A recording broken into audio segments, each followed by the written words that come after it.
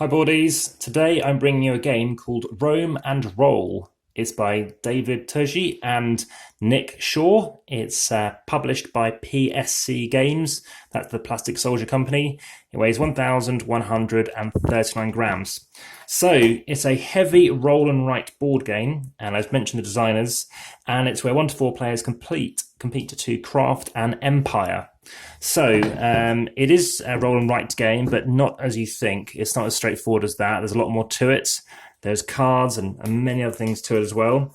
You're going to be drafting from a group, quite thick plastic here, drafting from a pool of custom dice to collect resources. You're going to be constructing towns and organising armies. So it might just be a single town for yourself. And there will be things such as political alliances, the colonies, even the gods, all have a part to play in Imperia Gloria. So yeah, you're going to draft dice to match your needs. You're going to roll, draw, and win.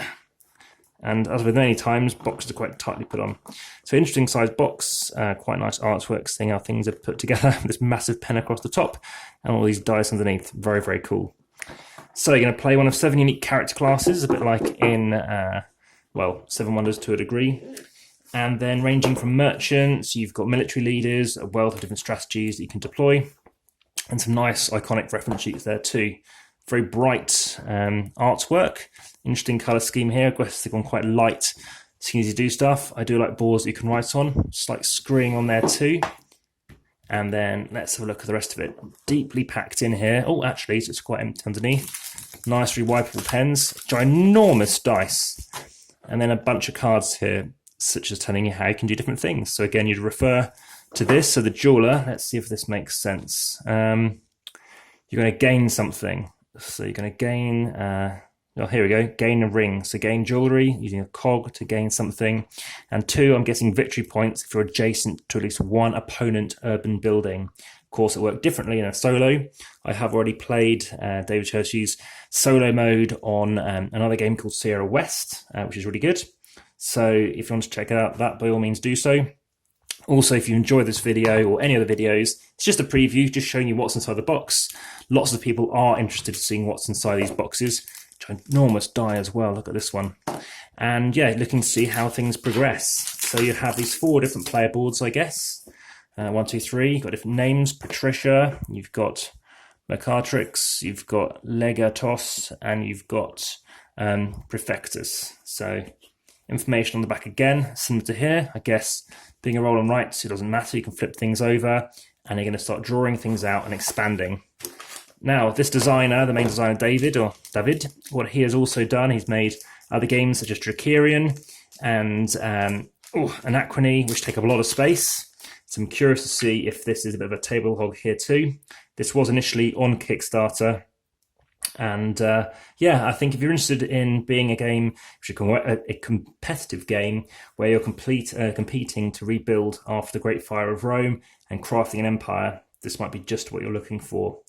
Aside from that, it's a 60 to 90 minute game, and yeah, I look forward to seeing how long it takes, particularly solo, to see how that works as well. And it looks here as if there are different sides depending on perhaps the number of players. So a few things to bear in mind, and interesting boards. And yeah, I look forward to cracking this out soon.